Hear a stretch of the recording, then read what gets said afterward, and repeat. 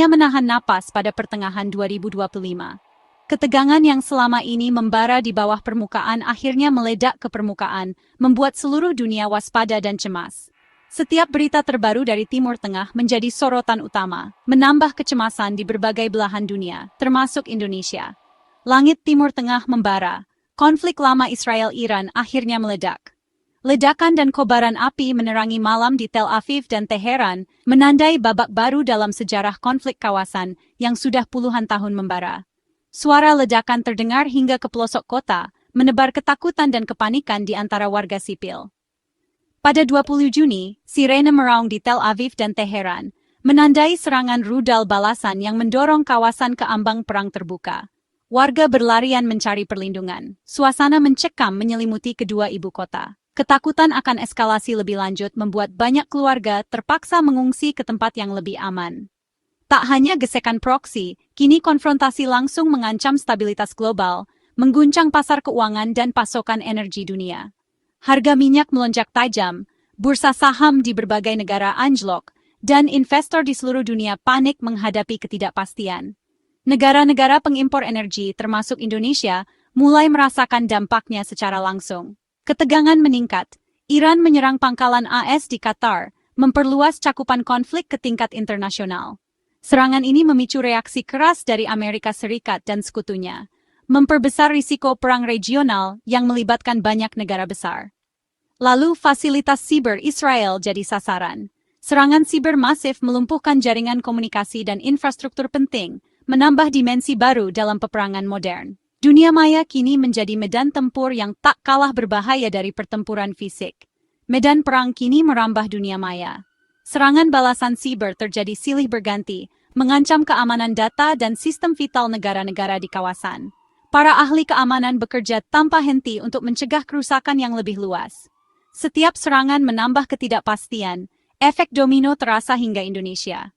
Harga kebutuhan pokok mulai naik, masyarakat resah dengan situasi global yang tak menentu. Keluarga-keluarga di Indonesia terus memantau perkembangan, khawatir akan dampak lebih besar terhadap ekonomi dan keamanan nasional. Pemerintah Indonesia bergerak cepat. Presiden Prabowo mengumpulkan Menteri dan Panglima TNI di Hambalang, membahas strategi melindungi kepentingan nasional. Rapat darurat digelar untuk memastikan langkah-langkah antisipasi, mulai dari stabilisasi harga hingga perlindungan warga negara Indonesia di luar negeri. Fokus utama, keselamatan ratusan WNI di zona konflik. Pemerintah mengaktifkan jalur komunikasi darurat, memastikan setiap WNI mendapat informasi dan bantuan yang dibutuhkan. Tim evakuasi disiagakan di berbagai titik rawan.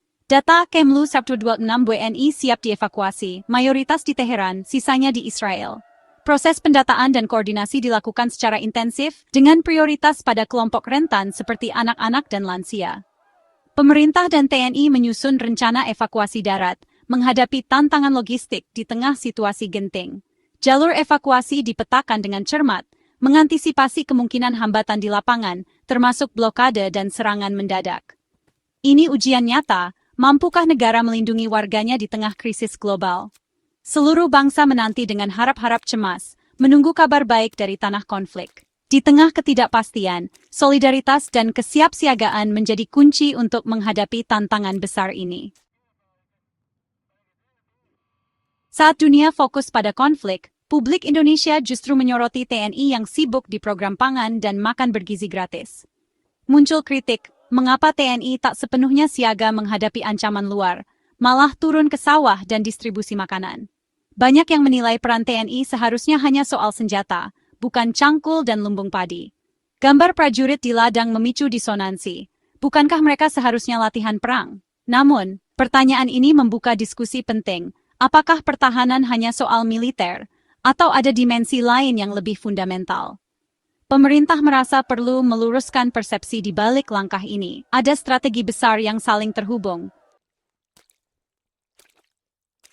Istana menegaskan, keterlibatan TNI dalam program pangan bukanlah sekadar pengalihan fokus dari tugas utama mereka sebagai penjaga kedaulatan negara. Justru, ini adalah bagian inti dari strategi pertahanan modern yang semakin kompleks. Di era globalisasi dan ketidakpastian dunia, ancaman terhadap negara tidak hanya datang dari kekuatan militer asing, tetapi juga dari kerentanan di sektor pangan dan ekonomi. Kesiapan logistik dan ketahanan pangan kini menjadi bagian tak terpisahkan dari pertahanan nasional. TNI berperan aktif dalam memastikan rantai pasok pangan tetap terjaga, bahkan di tengah situasi darurat atau konflik. Fitra Faisal Hastiadi menekankan bahwa perang zaman kini tak hanya soal senjata dan kekuatan militer, melainkan juga tentang kemampuan negara menjaga stabilitas ekonomi dan ketahanan pangan rakyatnya. Ketahanan ekonomi dan pangan menjadi fondasi utama agar bangsa tetap kokoh menghadapi berbagai tantangan, baik dari dalam maupun luar negeri. Ketergantungan pada impor pangan adalah titik lemah yang sangat berbahaya, terutama saat terjadi krisis global. Jika pasokan pangan terganggu, stabilitas nasional pun terancam. Menjaga pasokan pangan sama pentingnya dengan menjaga perbatasan negara. TNI memastikan distribusi pangan berjalan lancar, bahkan di wilayah terpencil dan rawan konflik. Pangan adalah benteng pertahanan pertama yang melindungi rakyat dari ancaman kelaparan dan gejolak sosial. Bangsa yang lapar mudah rapuh, kehilangan daya tahan, dan rentan terhadap gejolak sosial yang bisa mengguncang stabilitas negara. Sejarah telah membuktikan, krisis pangan bisa meruntuhkan pemerintahan dan memicu perubahan besar dalam tatanan sosial politik. Keterlibatan TNI bukan untuk mengambil alih peran kementerian, melainkan untuk memperkuat sinergi dan mempercepat pencapaian tujuan strategis nasional di bidang pangan. TNI hadir di tengah masyarakat, membantu petani, mendistribusikan benih, dan melatih komunitas lokal agar lebih mandiri dalam produksi pangan. Prajurit yang turun ke ladang sejatinya sedang membangun pilar pertahanan negara dari fondasinya, memastikan Indonesia tetap kuat, berdaulat, dan tahan terhadap segala ancaman di masa depan. Untuk memahami kebijakan ini secara utuh, kita perlu menelusuri kembali visi besar Asta Cita, sebuah cetak biru yang menempatkan ketahanan nasional sebagai fondasi utama pembangunan Indonesia. Ketahanan nasional bukan sekadar konsep militer, melainkan satu kesatuan yang melibatkan seluruh aspek kehidupan bangsa. Visi ini menegaskan bahwa kekuatan negara tidak hanya diukur dari persenjataan, tetapi juga dari kemampuan menjaga stabilitas sosial, ekonomi, dan sumber daya alam. Dengan memahami Asta Cita, kita bisa melihat bahwa peran TNI tidak berdiri sendiri, melainkan menjadi bagian integral dari strategi nasional yang lebih luas. Fitra menjelaskan, keamanan, ekonomi, energi, dan pangan saling mengunci erat, tidak bisa dipisahkan satu sama lain. Setiap sektor saling menopang membentuk jaringan ketahanan yang kokoh. Jika salah satu terganggu, maka stabilitas nasional ikut terancam. Oleh karena itu, TNI hadir bukan hanya sebagai penjaga keamanan, tetapi juga sebagai penggerak dan pelindung sektor-sektor vital seperti ekonomi, energi, dan pangan. Doktrin pertahanan semesta menegaskan bahwa seluruh rakyat, sumber daya nasional, dan seluruh elemen bangsa harus terlibat aktif dalam menjaga kedaulatan. Ini bukan hanya tugas militer, melainkan panggilan bersama untuk seluruh masyarakat. Setiap warga negara, dari petani hingga pelajar, memiliki peran dalam menjaga ketahanan nasional. Ancaman terhadap bangsa kini jauh lebih kompleks. Tidak hanya berupa invasi militer, tetapi juga krisis ekonomi, serangan siber, bencana alam, dan ancaman kelangkaan pangan.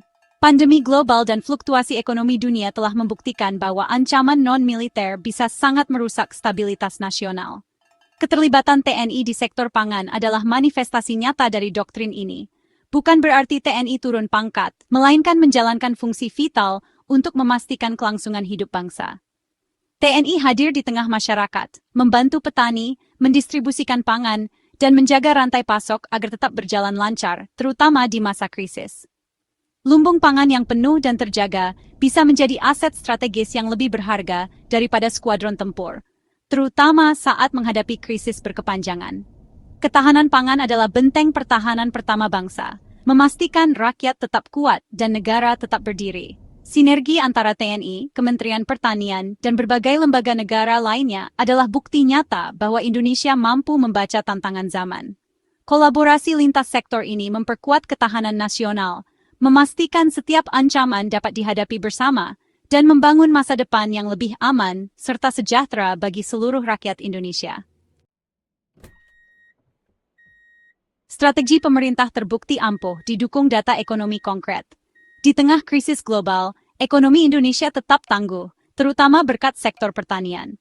Kuartal I 2025, pertanian, kehutanan, dan perikanan tumbuh 10,53%, jadi jangkar pertumbuhan nasional. Ini hasil investasi pemerintah, termasuk peran TNI dalam percepatan lahan dan produktivitas.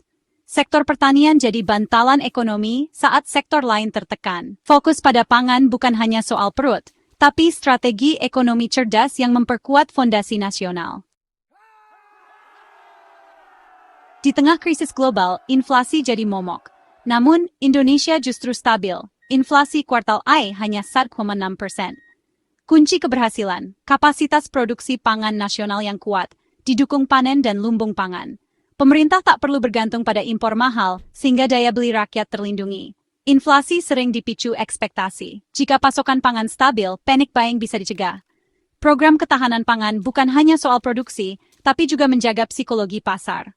Lumbung penuh dan MBG jadi senjata pengendali inflasi yang lebih ampuh dari kebijakan moneter. Strategi pangan terbukti tepat dan berpandangan jauh ke depan. Memperkuat ketahanan nasional butuh dana besar. Pemerintah menjawab dengan efisiensi anggaran besar-besaran. Inpres nomor 1 2025 memerintahkan kementerian memangkas pengeluaran tak esensial, mengalihkan dana ke prioritas strategis. Prinsip money follows function. Contoh anggaran ATK kementerian ditemukan membengkak hingga 4 triliun, langsung dipangkas. Hasil efisiensi ini jadi sumber pembiayaan program strategis MBG, lumbung pangan, hingga pertahanan. Pemerintah tak perlu menambah utang atau membebani rakyat. Disiplin fiskal dan tata kelola anggaran kini jadi senjata pertahanan yang sama pentingnya dengan alutsista. Pendekatan Indonesia menghadapi krisis global bersifat komprehensif dan berlapis. TNI di garda terdepan mengevakuasi 126 WNI dari Iran dan Israel, bekerja sama dengan Kemlu. Di dalam negeri, TNI jadi tulang punggung mitigasi krisis pangan, memperkuat kemandirian pangan domestik. Keterlibatan TNI di lumbung pangan dan perluasan lahan adalah upaya preventif mencegah krisis sosial ekonomi. Lapisan berikutnya, program makan bergizi gratis, investasi jangka panjang pada SDM. Anak-anak sehat dan cerdas adalah aset pertahanan masa depan. Dari evakuasi WNI hingga distribusi makanan di desa, semua bagian dari strategi mitigasi krisis yang saling mendukung. Perdebatan soal peran TNI di MBG membuka paradigma baru pertahanan nasional. Ketahanan pangan kini diakui sebagai pilar utama, bukan isu sampingan. Negara bisa punya jet tempur canggih, tapi jika rakyat lapar, tetap rapuh dari dalam. Sinergi TNI, lumbung pangan, dan pemenuhan gizi rakyat adalah langkah strategis visioner.